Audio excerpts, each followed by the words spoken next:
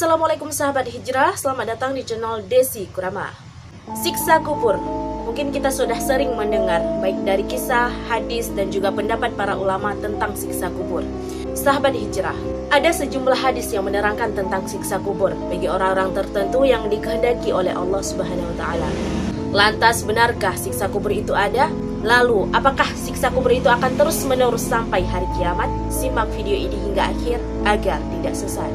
Sahabat hijrah, Sayyidah Aisyah radhiyallahu an pernah didatangi oleh seorang wanita Yahudi dan berkata, "Semoga engkau dilindungi dari siksa kubur."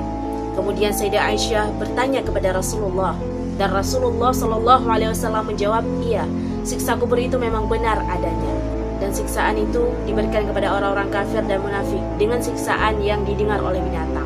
Kemudian Aisyah radhiyallahu an berkata, "Setelah kejadian itu, tidaklah aku melihat Rasulullah Shallallahu Alaihi Wasallam sholat dan menengadahkan tangannya berdoa kepada Allah Subhanahu Wa Taala untuk berlindung daripada siksa kubur."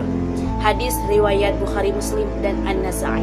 Menurut Isham bin Muhammad Asy-Syarif dalam Al-Jami As-Sahih min Ahadin An-Nisa, hadis ini menjelaskan bahwa kehidupan di alam kubur dengan segala kenikmatan dan juga siksa itu benar adanya, dan ini merupakan prinsip yang dipegang oleh Ahlus Sunnah wal Jamaah.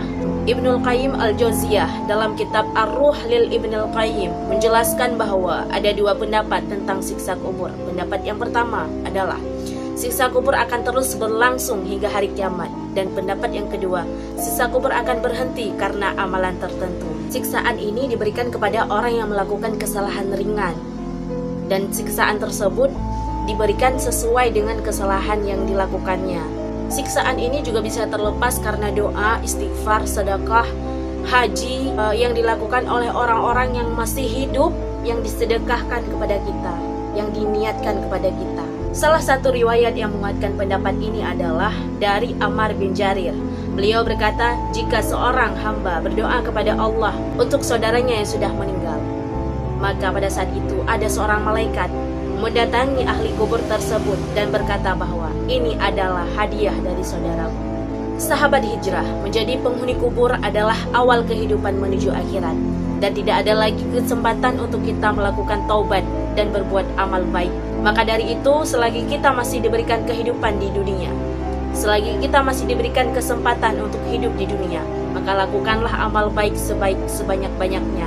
Semoga kita dijauhkan dari azab kubur. Wallahu a'lam. Assalamualaikum warahmatullahi wabarakatuh.